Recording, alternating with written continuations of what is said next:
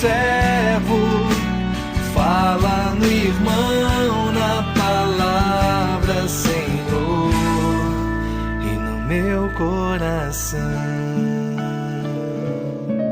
O evangelho de hoje é Mateus 16, do 13 ao 23. Naquele tempo, Jesus foi à região de Cesareia de Filipe e ali perguntou aos seus discípulos: Quem dizem os homens ser o Filho do Homem? Eles responderam: Alguns dizem que é João Batista, outros que é Elias, outros ainda que é Jeremias ou algum dos profetas. Então Jesus lhes respondeu: E vós, quem dizes que eu sou? Simão Pedro respondeu: Tu és o Messias, o Filho do Deus vivo. Respondendo, Jesus lhe disse: Feliz és tu, Simão, filho de Jonas, porque não foi um ser humano que te revelou isso, mas o meu Pai que está no céu.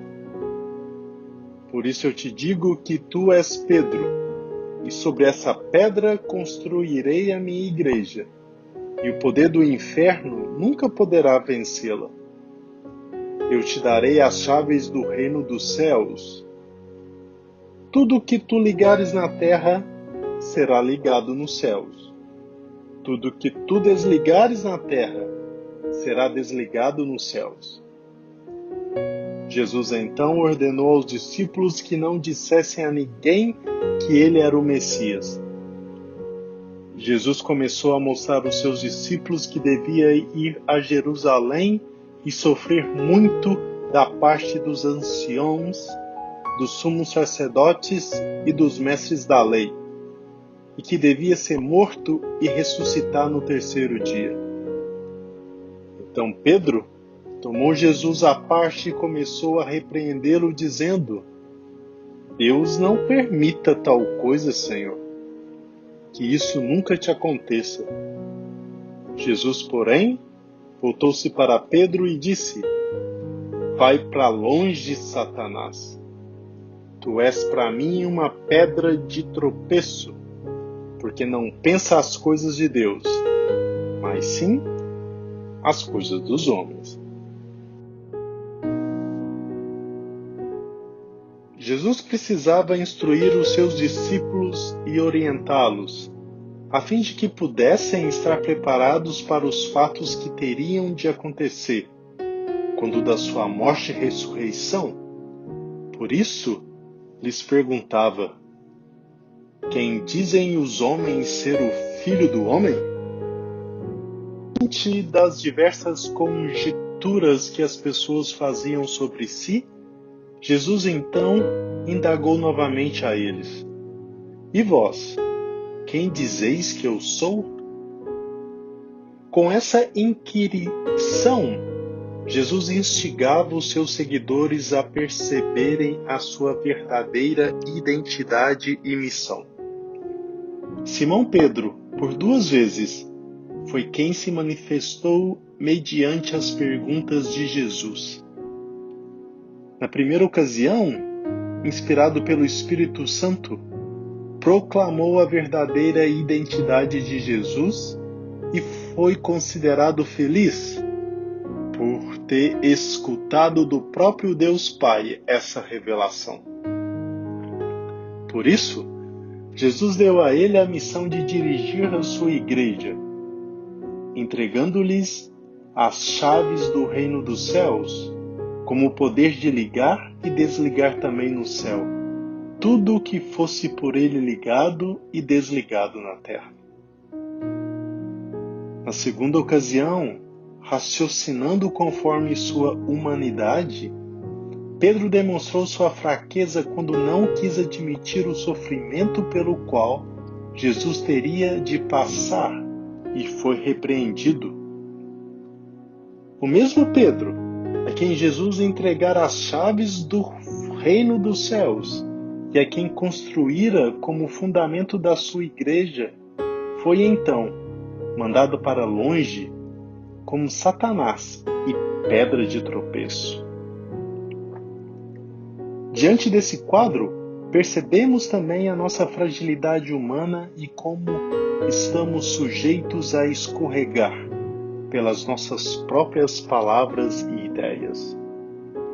Às vezes, inspirados pelo Espírito, nós pensamos e falamos as coisas de Deus. Em outras ocasiões, nós somos pedra de tropeço e damos contra-testemunho de Deus diante dos homens.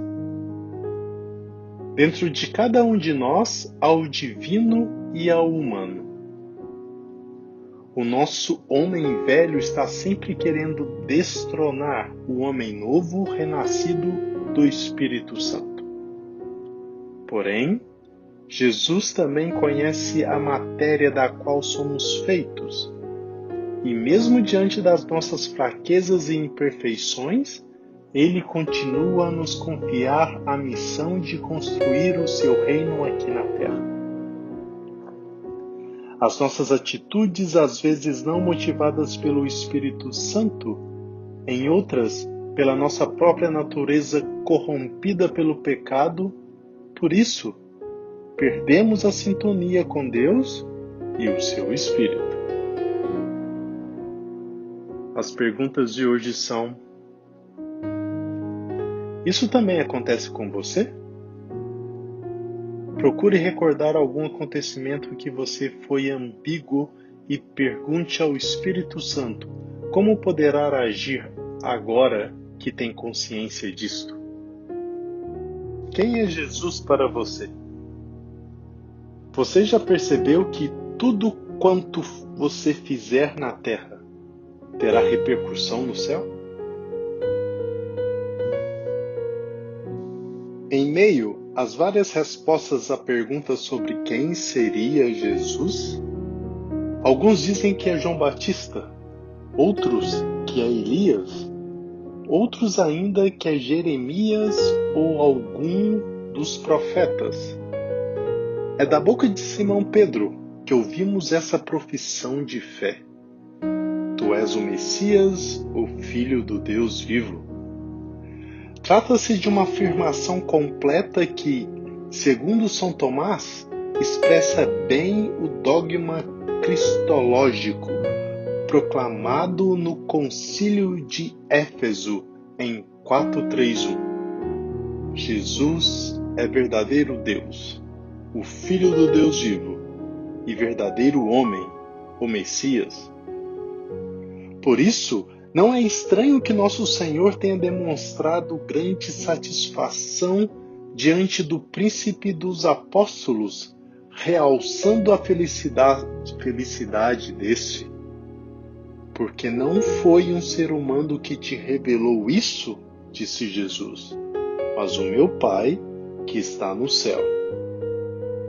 O Evangelho nos mostra que o conhecimento natural não é suficiente para saber quem é Jesus. Se por um lado, as suas ações demonstram um poder extraordinário, ele faz milagres, anda por sobre as águas, conhece os corações. Por outro, elas não nos levam a concluir necessariamente que aquele homem seja o Deus vivo que se encarnou para nos salvar. Há uma desproporção enorme. Até os mais piedosos de seu tempo acreditavam que Jesus era apenas mais um profeta poderoso, como Moisés, que abriu o Mar Vermelho, ou Elias, que foi arrebatado aos céus, e não a segunda pessoa da Beatíssima Trindade. Porque esse conhecimento, seja como for, só nos pode ser concedido pela revelação.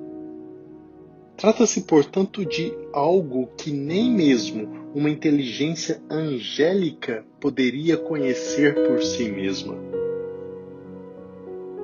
Deve ser motivo de grande júbilo, nesse sentido, o fato de que Deus queira se revelar a nós, criaturas débeis e pouco instruídas.